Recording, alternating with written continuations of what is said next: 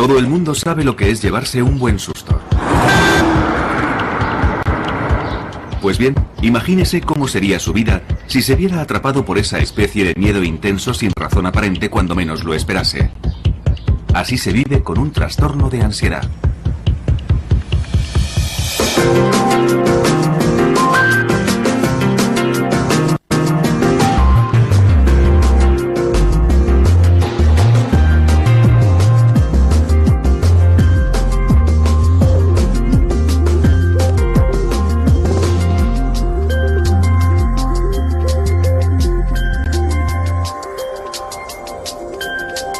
Es normal sentir desasosiego en situaciones angustiosas o peligrosas, pero normalmente pasa rápido y la vida continúa.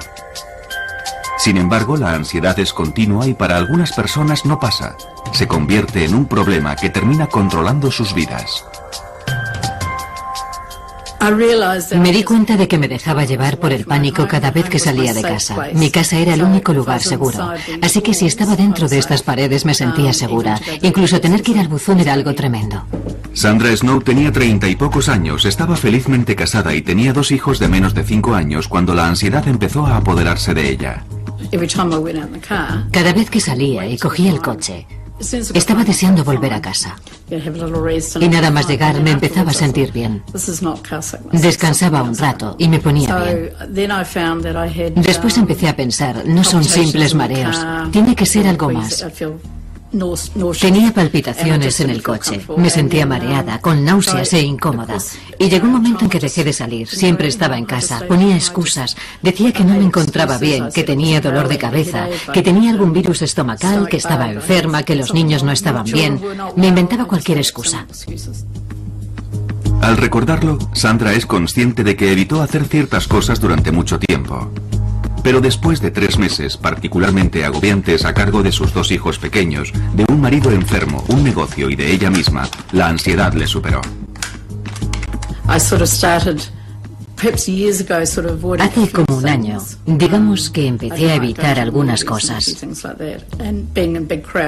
No quería ir al cine y cosas así, ni estar entre mucha gente. Y además creo que el estrés de cuidar de mi familia también influyó de alguna manera. Durante los 7 años siguientes, Sandra vivió un constante miedo diario a los ataques de pánico que llegaron a controlar su vida. Es una sensación horrible. Por eso la gente dice que debe ser parecido a un infarto. El corazón te late muy rápido y tienes un ligero dolor en el pecho. Te falta la respiración, la cabeza te da vueltas, te tiemblan las rodillas y no sabes si vas a vomitar porque todo es muy confuso. Tienes el estómago, la cabeza, todo el cuerpo como sobresaltado. Supongo que es una especie de sobresalto, una sensación horrible. En el núcleo de estas sensaciones tan desagradables está la ansiedad y un mecanismo que todos tenemos para sobrevivir al peligro inminente que es luchar o huir. Se conoce como respuesta lucha-huida. La ansiedad es un síntoma normal. Todos somos capaces de experimentarla. Pero en los trastornos de ansiedad, las rutas de dicha ansiedad son demasiado sensibles. Afectan mucho más a la gente que sufre trastornos de ansiedad que a la gente que no tiene esos problemas. Estas rutas de ansiedad afectan a 3 partes principales del cerebro. El estímulo, que históricamente era un animal salvaje y que hoy en día es más parecido a un coche de carreras, llega al cerebro a través de los ojos y la respuesta se coordina en una parte del cerebro conocida como amígdala. Esto activa la parte pensante del cerebro, la corteza prefrontal. A la vez, la célula más primitiva del cerebro se acciona provocando la ansiedad y por consiguiente la respuesta de lucha-huida. Aumenta la tasa cardíaca. La respiración se hace más rápida y se entrecorta. Y los músculos se contraen. Todo ello tiene como objetivo sobrevivir al peligro físico, pero lo que hace es provocar un ataque de pánico por una mala interpretación provocada por los trastornos de ansiedad. Porque si se padece un trastorno de ansiedad, estas partes del cerebro se activan fácilmente. Se sufre un ataque de ansiedad Y al experimentar miedo, se tiene un pensamiento distorsionado. Algo terrible va a ocurrir. Vas a perder el control.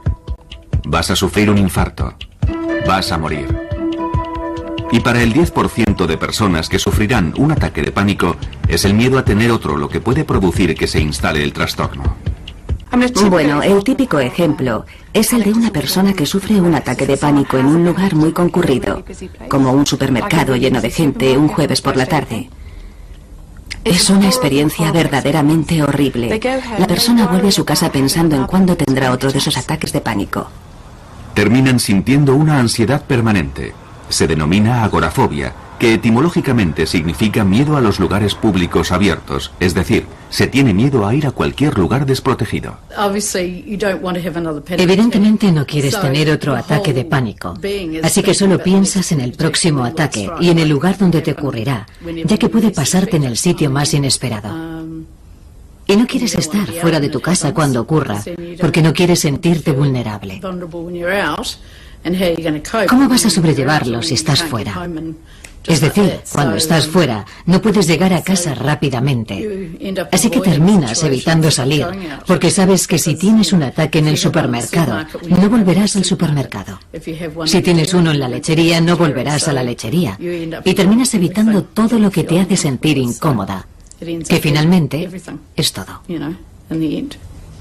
Durante 7 años, Sandra apenas salió de su casa, y mientras algunas personas que sufren ataques de ansiedad o agorafobia tienen muy pocos ataques de pánico, para Sandra formaban parte de su vida, y cualquier cosa podía desencadenarlos en cualquier momento, como por ejemplo, salir por la puerta de su casa. Digamos que mi desafío cada mañana era salir a recoger el correo. Me obligaba a hacer ese tipo de cosas insignificantes. Pensaba que ir al buzón era mi forma de hacer algo. Me hacía sentir un poco útil, así que ir a recoger el correo era una especie de objetivo diario. Incluso haciendo eso, el riesgo de sufrir un ataque de pánico siempre estaba ahí y siempre era muy desagradable. Te tiemblan las piernas. Sientes que te tienes que agarrar a algo. Yo me tenía que agarrar a lo que fuera. Si no tenía un bastón, me tenía que agarrar a un seto o a algo que tuviera cerca.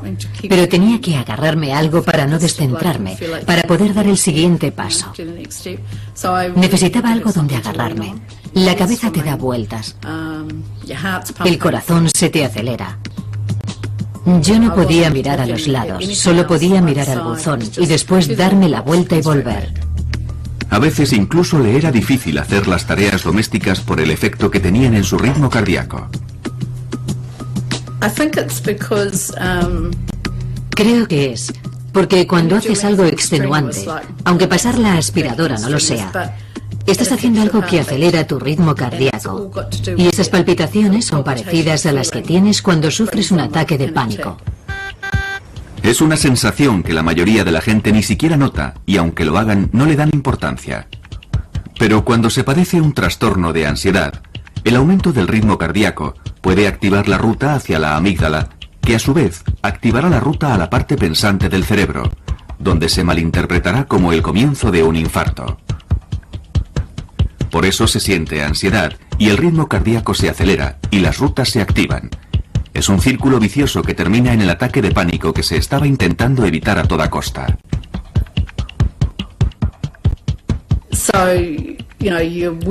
Así que cuando estás activa, sientes que tu corazón va a un ritmo diferente al normal. Y yo solo pensaba en eso. Y creo que por eso me sentía tan incómoda pasando la aspiradora. La cabeza me daba vueltas y no me gustaba esa sensación porque era muy frecuente. Me hacía sentir muy mal, así que la mayoría de las veces barría. Barrer era lo mío. Dependiendo de la naturaleza del trastorno de ansiedad, se dejan de hacer ciertas cosas para evitar lo que se cree que provocará el siguiente ataque de pánico. La palabra ratones no se podía decir en casa. Ni ratón. Tampoco podía haber fotografías de esas cosas